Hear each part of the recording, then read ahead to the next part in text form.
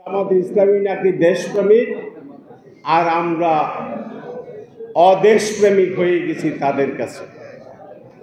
আমি আজকের এই আলোচনা সভা থেকে বলতে চাচ্ছি, যারা ৭১কে মুছে ফেলতে চান, আমরা একটা মুক্তিযোদ্ধা বেঁচে থাকা অবস্থায় আপনারা ৭১ পারবেন না। আমরা বাংলাদেশ বানিয়েছি বিদায় আজকে আপনারা রাজনীতি করার সুযোগ পেয়েছেন। আর রাজনীতি করার সুযোগ পেয়ে যদি আপনারা বলেন ৭১কে মুছে ফেলবো, এটা কোনোদিন সম্ভব না। যারা ৭১কে মোছার চেষ্টা করবেন তারা ইতিহাসে রাস্তা করে নিক্ষিপ্ত হবে। ৭১ বাদ দিয়ে কোনো কিছুই হতে পারে না, পারবে না, এই জাতি মেনে নেবে না।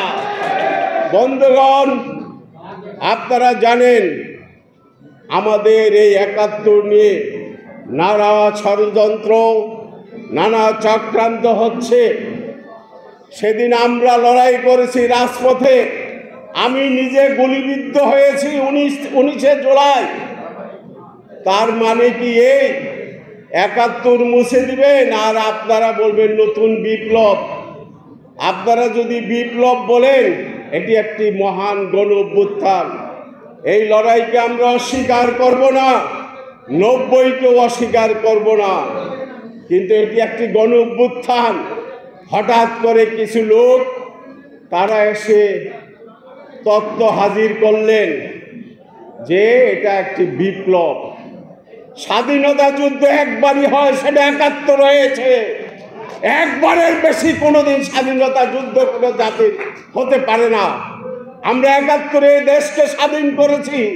এই স্বাধীনতা রক্ষা করার দায়িত্ব এই দেশের মানুষের, আমাদের, আপনাদের সকলের কাছে। এই ৭১ আপনারা কোনোদিন মুছে ফেলতে পারবেন না। যারা ৭১কে মুছে ফেলার চক্রান্ত ষড়যন্ত্র করেন, নতুন করে জামাত ইসলামকে নিয়ে মাঠে হাজির করতে চান, নতুন বিপ্লবী তত্ত্ব আওড়াইতে চান, হালে পানি পাবেন না। এই বাংলার মানুষ ৭১কে ধারণ করে, এই বাংলার মানুষ ৭১কে তারা তাদের জীবনের বিনিময়ে রক্ষা করবে। কাজে আপনারা কোনোদিন মুছে ফেলার চেষ্টা করবেন না। ভুল করবেন, এই ভুল ফাঁদে আপনারা কেউ পা দিবেন না। আমরা একটি মুক্তিযোদ্ধা বেঁচে থাকা পর্যন্ত এখানে বলে যাচ্ছি, ৭১কে আর মুছতে আপনারা পারবেন না, কোনোদিনই পারবেন না। আমরা এটা মেনে নেব না। ধন্যবাদ। আসসালামু আলাইকুম।